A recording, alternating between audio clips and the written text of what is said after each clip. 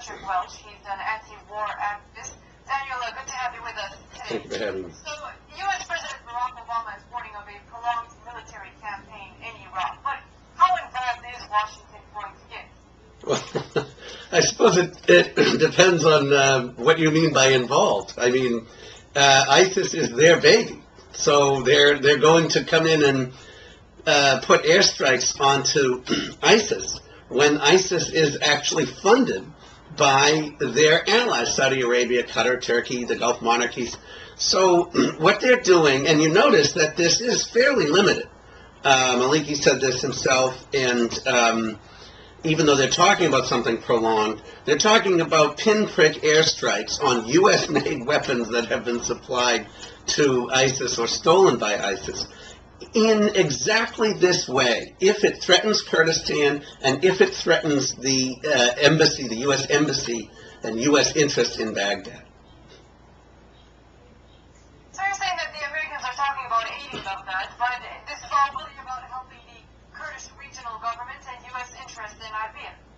Absolutely. There is what the U.S. wants above all is to shackle Iraq with problems that had been suppressed and but controlled under the Hussein regime. Anything at all to avoid a stable unitary state in Iraq. And so they will help. This is kind of a carving operation, shaping ISIS's advance by saying, okay, don't go here, don't do this. But basically everywhere else in Iraq, and in Syria, obviously, is just fine by us. If they really were concerned about ethnic cleansing, they wouldn't be doing it, funding it and restocking it in Gaza, and funding it and restocking it in East Ukraine, right? Well, opinions in Iraq are divided over the U.S. decision to carry out airstrikes against the Islamic State. The residents interviewed in the capital of Baghdad appear to agree that the airstrikes were merely part of further intervention by a foreign power seeking to further its own interests. I think the airstrikes by the United States are in line with their own interests.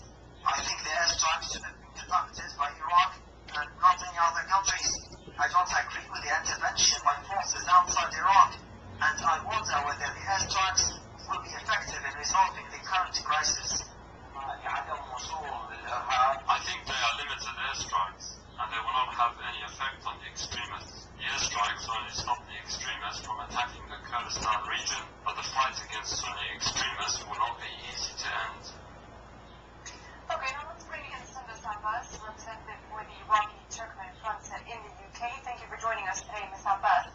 Did militants from the so-called Islamic State take a wrong turn, if you will? If they had only stayed on the road towards Baghdad, the Americans would still be calling this a Sunni uprising. Yeah, it's strange enough that the ISIS controlling some of the towns and cities in Iraq started, as you know, 2 months ago. And when they started, a huge amount of people, especially around the Mosul area, they started to flood the cities and towns, especially Tel Aviv, which consists of about 400,000 Turkmen, more than 200,000, 50,000 Turkmen. They fled the town of Tel Aviv. They've been 2 months now with no shelter, no food, no supplies everywhere. Some of them they moved down to the south of Iraq, to Najaf and Kalbar, and some of them they seek refuge in Sinjar, which has recently fallen in the hand of ISIS as well. So really, they've been suffering a lot since these 2 months. Let us not forget that some other area of Turkmens have been affected badly by the situation around Tunis, for example, Amerli, which have been under siege of ISIS for now nearly 2 months. People there are about 20,000 Turkmen living in there. They have no electricity, no water, no supply, no, it's just like the healthcare is this. So, suddenly US they started to have action to stop the atrocity by the ISIS. Really, I just wonder why they took them so long to take such action. And of course, the political turmoil in Iraq has only aggravated the situation. Will we see the appointment of a new premier during tomorrow's parliamentary session? Well,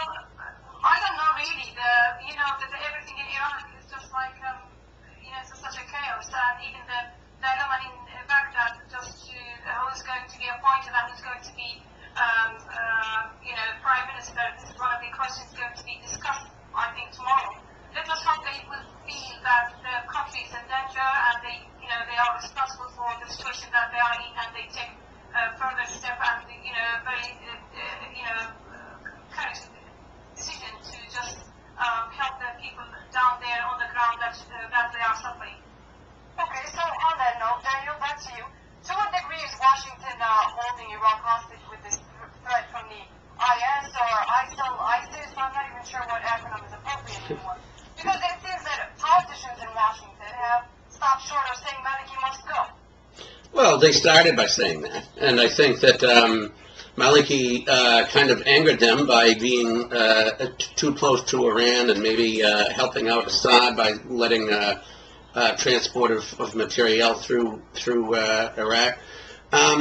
But they are completely holding it hostage. That is the essential point. Again, look at what my co-guest said about the situation with the Turkmen. The U.S. imperial drive is not against ethnic cleansing or even genocide. It's a main part of its global push for the last, couple hundred years if you include the British Empire. It's not something that they want to stop because it's a humanitarian issue. They want to shape and carve the things that are a threat to their interests. And like I said, going back to that one thing, a unitary, undivided, and strong secular state is their biggest enemy in Iraq because it adds to the axis of resistance that runs from Iran through Iraq, up through Syria, and into South Lebanon with Hezbollah. Do you think that this plan will work?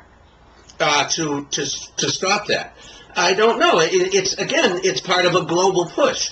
I don't know if the plan in Gaza will work to crush the spirit of the Palestinians and drive them into the sea. I don't know if the push in East Ukraine will work to ethnically cleanse in that part of the country and kind of provoke Russia to respond.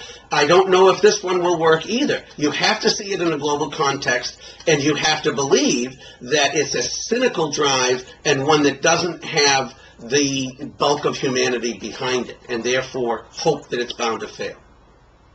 Okay, Mr. Abbas, do you have a different opinion on this? Do you think that this could work in Iraq? Even if a new government is elected, will that be enough to bring real change to the political landscape in Iraq? Well, the way that have been formed the government first place since 2003, and we haven't seen any changes throughout these 11 years, and even when the elections have moved 3 or 4 times, but the kind of forming of government was the same. So really, I'm not hoping that we are going to see big change in the policy in Iraq, and it's going to be the same struggle between the groups. It's going to be continuing until the leaders of these groups really realize that it's not helping the country at all, and they should start to think seriously to have a take step towards peaceful, democratic federal country. Okay, Daniel, your final thoughts on this. Where do we go from here? What will the region look like in the coming weeks, months? Well, I think the U.S. is not going to stop its provocations either here or anywhere else. I think that my colleague who made the point about the failure of successive Iraqi governments underlines a really crucial issue, which is that the infighting only helps the aggressor. The failure to unify is the goal of U.S. empire, and they are, in fact, doing the bidding of the outsiders by not coming together and forming a stable government. And to the extent that they can do that, they will keep the empire at bay, and to the extent that they fail in that, it will continue to be the pressing point of Iraqi politics and regional politics in general.